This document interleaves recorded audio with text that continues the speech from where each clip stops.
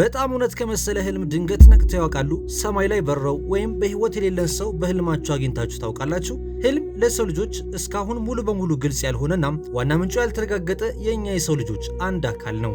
ታዲያ በዛሬው ፕሮግራማችን 10 ለማመን የሚከብዱ አስገራሚና አስደናቂ እውነታዎችን ከህልም ዓለም አማጋራችሁ ይሆናል። ሰላም ጤና ይስጥልኝ ውድ የሀገሬ ልጆች፣ ይህ አጂብ ነው።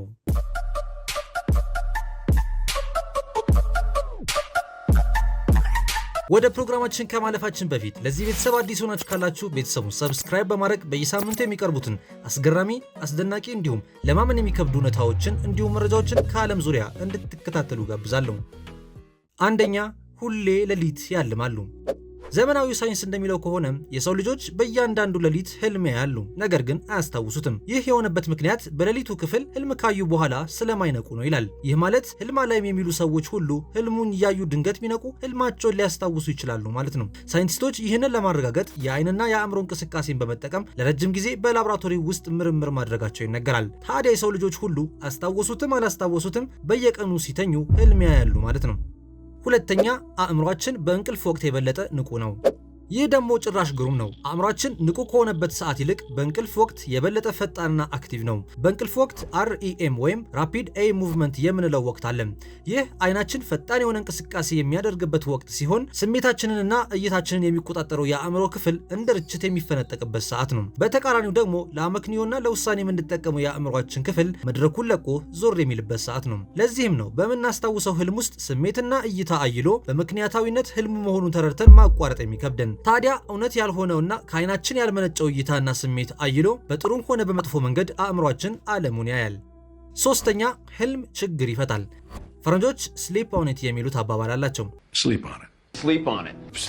ብዙ ጊዜ አንድ ችግር መፍታት ሲያቅታቸው የሚጠቀሙት ቃል ሲሆን በአማርኛውም ተኛበት የሚል አቻ ፍቺ አለው። ታዲያ አንድ ነገር ግራ ሲገባቸው ተኛበት የሚሉት ከጀርባው ራሱን የቻለ ሳይንስ ስላለው ነው። ችግር ለመፍታትና የፈጠራ ሀሳብን ለማመንጨት ሁነኛ መሳሪያ ነው ሲሉ ምሁራን ያምናሉ። ህልምን በመጠቀም አዳዲስ ሀሳቦችን ያፈለቁ ብዙ ታዋቂ ሰዎች ያሉ ሲሆን ለአብነት ያህል ዲሚትሪ ማንድሊቭ የፕሬዲክቴብል ጽንሰ ሀሳብን፣ ኤልያስ ሆይ የልብስ ስፌት ማሽንን እንዲሁም ሳልቫዶር ዳሊ ለስዕል ስራ ህልማቸውን የተጠቀሙ ታዋቂ ሰዎች ናቸው። ታዲያ ከዚህ በኋላ አጣብቂኝ ውስጥ በምትወድቁበት ጊዜ ህልማችሁን እንደ አንድ መፍትሄ ሀሳብ ተጠቀሙበት ምክራችን ነው።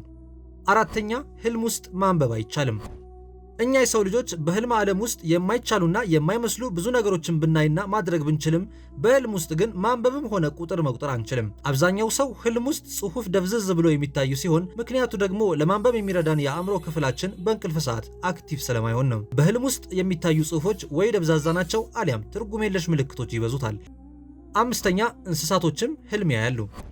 ሳይንቲስቶች በድመት፣ ውሻ እንዲሁም አይጥ ላይ ባደረጉት ምርምር እንስሳቶችም ህልም እንደሚያዩ ሊደርሱበት ችለዋል። እንስሳቶችም ልክ እንደ ሰው REM ወይም ራፒድ አይ ሙቭመንት በሚተኙበት ወቅት የሚስተዋልባቸው ሲሆን ይህም ከሰው ልጆች ጋር ተቀራራቢነት እንዳለው ሊያስይዝ ችሏል። እንስሳቶች በብዛት የቀን ውሏቸውን የሚያልሙ ሲሆን ለምሳሌ አይጥ ላይ በተደረገ ጥናት ምግብ ስትፈልግ፣ ከጥቃት ስታመልጥና የመሳሰሉትን እንደምታልም በእንቅልፍ ወቅት ባለ የአእምሮ አክቲቪቲዋ ላይ ሊረጋገጥ ችሏል። አዕዋፋትም የህልም ቆይታቸው ለጥቂት ሰከንዶች ብቻ የሚቆይ ሲሆን በተቃራኒው ደግሞ ዶልፊኖች በግማሽ አእምሯቸው ተኝተው በግማሹ እንደሚነቁና ይህም ያለምንም እክል ተኝተው መዋኘት እንዲችሉ ያደርጋቸዋል። ስድስተኛ፣ ህልምን ማስታወስ።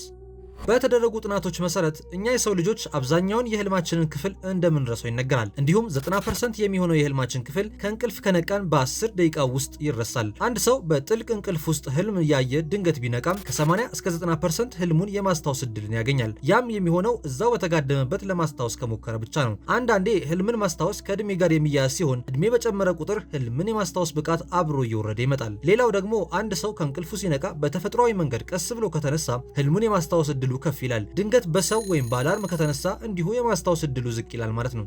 ሰባተኛ፣ ቅዠት ጥቅም አለው። ማንም ሰው ቢሆን ቅዠት አይወድም፣ ግን ጥቅም አለው ቢሉ ማን ያምናል?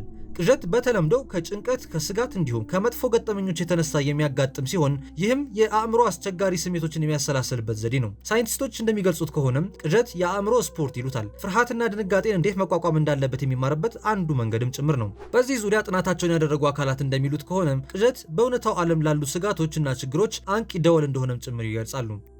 ስምንተኛ፣ ህልምን መቆጣጠር ይቻላል። ሉሲድ ድሪም ሲባል ሰምታችሁ ታውቁ ይሆን? ሉሲድ ድሪም ማለት አንድ ሰው በህልም ላይ ሳለ ህልም መሆኑን አውቆ ህልሙን መቆጣጠር ሲችል ማለት ነው። በትንሹ 50% የሚሆኑ የዓለማችን ህዝብ ቢያንስ አንዴ ሉሲድ ድሪም አይቷል። አንድ ሰው ሙሉ በሙሉ ሉሲድ ድሪም ላይ ነው ከተባለም የህልሙ ይዘት ላይ ተጽዕኖ መፍጠር ይችላል። ማለትም ማለም የሚችለውን ሁሉ ማድረግ ይችላል ማለት ነው። አንድ ሰው በሉሲድ ድሪም ላይ በሚሆንበት ጊዜ የሎጂክ እና የአመክንዮ የአእምሮ ክፍሉ በተወሰነ መጠን ንቁ ይሆናል። ይህ በኖርማሉ የህልሙ ጊዜ ሙሉ በሙሉ ረፍት ላይ የሚሆነው የአእምሮ ክፍል ነው። እናም ሉሲድ ድሪም ማለት ከህልምና ከንቃት መሃል ላይ ያለ ሁኔታ ማለት ነው። 9ኛ ተመሳሳይ ፊት ማለም። የሰው ልጅ አእምሮ በህልም ወቅት አዲስ ፊት ፈጥሮ አያልምም። ማንኛውም በህልም ወቅት የሚከሰት ፊት ከዚህ ቀደም አይቶት የሚያውቀውን ፊት ብቻ ነው። ያ ፊት የቤተሰብ፣ የዘመድ፣ የጓደኛ ሊሆን ይችላል። ምናልባት ያንን ፊት ባያውቀው እንኳን የሆነ ቀን ድንገት ከመንገድ ላይ ያየው ፊት ሊሆን ይችላል። 10ኛ ፓራላይዝድ ሰውነት። የሰው ልጅ ኖርማል ህልም ላይ በሚሆንበት ጊዜ ራፒድ አይ ሙቭመንት ማለትም ፈጣን የአይን እንቅስቃሴ በሚኖርበት ጊዜ አእምሯችን አንድ ኬሚካል ይረጫል። ይህም ጡንቻዎቻችንን ለጊዜው ፓራላይዝ ያደርጋል። እንኳንም እንዲሆነ እንጂ በህልም ውስጥ በሚኖረን ሁኔታ የታከለ እንቅስቃሴ ብናደርግ ራሳችንን እንጎዳ ነበር። ይህ የሰው ልጅ ምን ያህል ውስብስብ ፍጥረት እንደሆነ የሚያሳይ አንድ ማሳያ ነው። ክቡራን የቻናሌ ታዳሚያን ለዛሬ ይዤላችሁ የቀረብኩት ፕሮግራም ይህን ይመስል ነበር። እንደወዳችሁ ተስፋ አደርጋለሁ። ለዚህ ቤተሰብ አዲስ ሆናችሁ ካላችሁ ሰብስክራይብ በማድረግ በየሳምንቱ የሚቀርቡትን አስገራሚ፣ አስደናቂ እንዲሁም ለማመን የሚከብዱ እውነታዎችን እንዲሁም መረጃዎችን ከዓለም ዙሪያ እንድትከታተሉ ጋብዛለሁ። በቀጣዩ መሰናዶ ተመልሰን እስክንገናኝ ድረስ ፒስ